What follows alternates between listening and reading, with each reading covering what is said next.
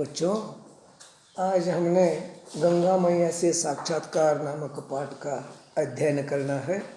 इस पाठ के लेखक बरसाने लाल चतुर्वेदी हैं। साहित्य में ख्याति प्राप्त हास्य रस के कवि एवं लेखक बरसाने लाल चतुर्वेदी का जन्म 15 अगस्त 1920 को उत्तर प्रदेश के मथुरा में हुआ।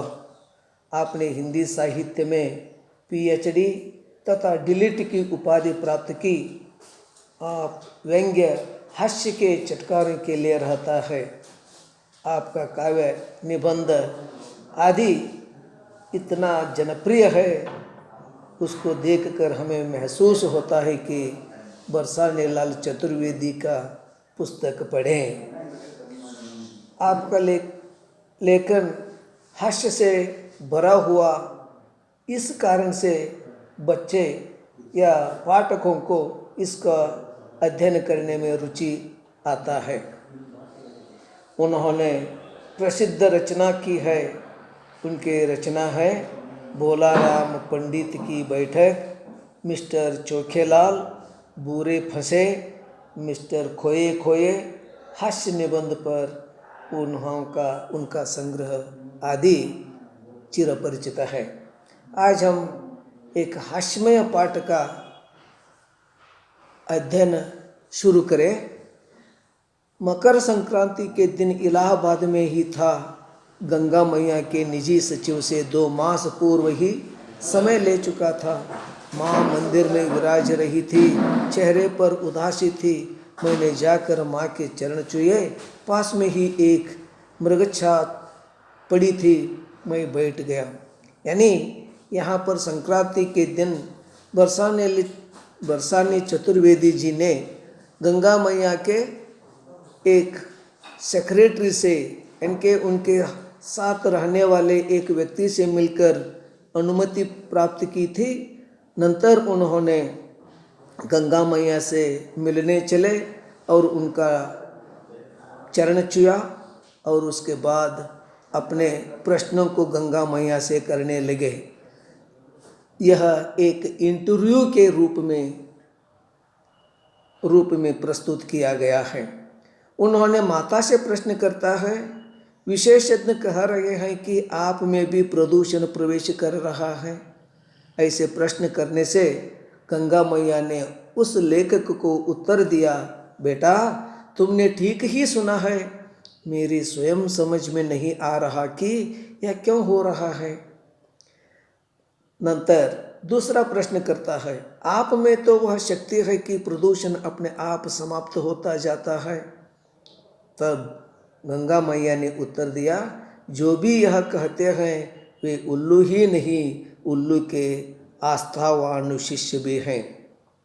यानी उन्होंने गंगा मैया का प्रभाव समझाने के लिए कहा कि गंगा मैया, इतना प्रदूषण होने पर भी आपके शक्ति के अनुसार उस प्रदूषण को समाप्त कर देना चाहिए था, क्यों नहीं हुआ। तो उन्होंने थोड़ा गुस्से में आकर उनसे कहा, तुम अज्ञानी की तरह बातें कर रहे हैं, ऐसा नहीं हो सकता।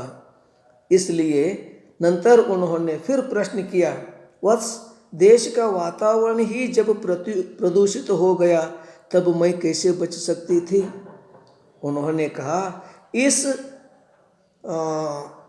प्रदूषण का कारण यही है कि सभी ओर प्रदूषण ही प्रदूषण दिखाई देता है। और आप ठीक ही कह रहे हैं, चरित्र का संकट चर्चा का विषय तो बना हुआ है। यानी मनुष्य के चरित्र का बहुत आवश्यक है। मनुष्य अपने चरित्र को खो जाए तो उसका जीवन ही व्यर्थ है। इसलिए उन्होंने फिर प्रश्न किया गंगा मैया से, चरित्र का संकट चर्चा का विषय तो बना हुआ है। तो उत्तर दिया, बेटा मेरा वो तो अंग ही तो था, इसलिए कह रही हूँ कि वो अब अतीत की वस्तु हो गया। एक दिन मेरे पास आया था, बहुत ही दुखी था। मैंने उसे ढाढ़स बंधाया, किंतु उसकी आंखों में आंसू निकलने बंद नहीं हुए। तब उन्होंने प्रश्न किया, अब चरित्र भैया कहाँ है। उन्होंने माता से प्रश्न किया कि चरित्र के बारे में पूछने से उन्होंने उत्तर दिया कि अब चरित्र कहाँ बचा हुआ है, सभी लोग अपने चरित्र खो बैठे हैं, चरित्र की ओर ध्यान ही नहीं देते, वे अपने सुख समृद्धि के लिए कुछ भी करने के लिए भी तैयार होते हैं। तब उत्तर में उन्होंने कहा, माता ने कहा, शब्दकोश में उसका नाम शेष है, उपदेशों के प्रयोग में उसको हम देख सकते हैं। मास्टर लोग भी छोटी कक्षाओं में विद्यार्थियों को पढ़ाते समय कभी कभी इस शब्द का प्रयोग करते हैं। वास्तव में यह चरित्र का कहीं भी दिखाई नहीं देता, केवल शिक्षक ही चरित्र शब्द का उपयोग करता है।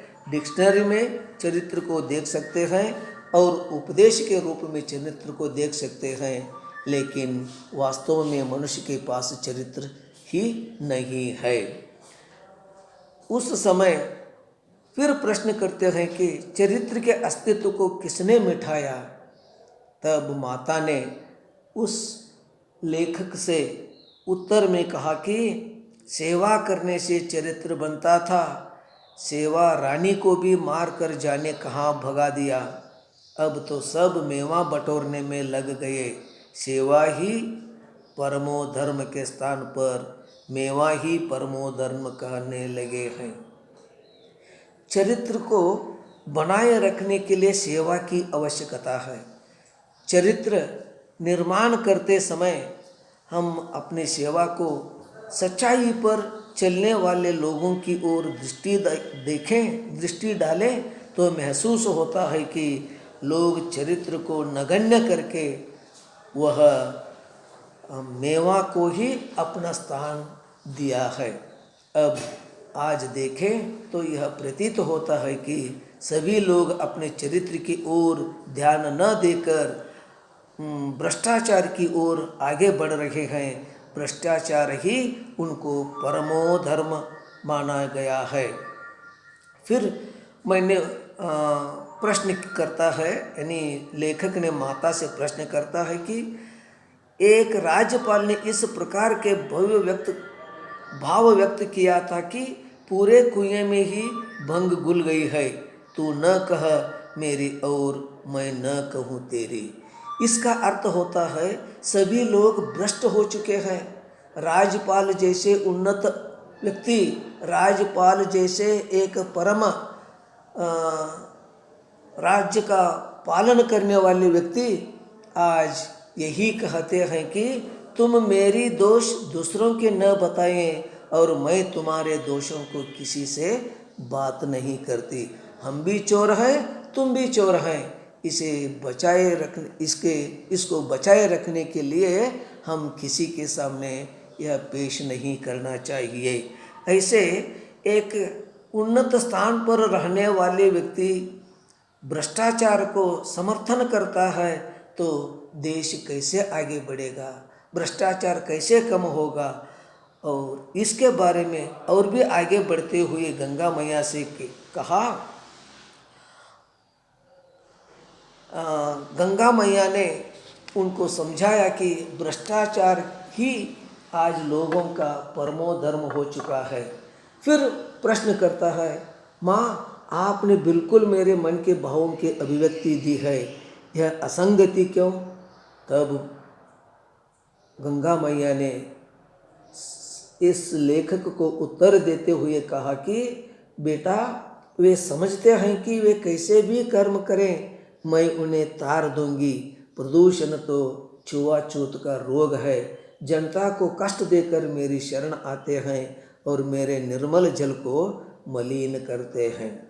लोग अपने कर्म के बारे में सोचते हैं, अपना कर्म करने से दूसरों को जो हानि होता है, जो नुकसान होता है, उसके बारे में वे समझते नहीं। सभी लोग अब वातावरण को सुंदर बनाए रखने के लिए प्रयत्न करना चाहिए, जिससे यह भ्रष्टाचार भी कम हो और प्रदूषण भी कम हो।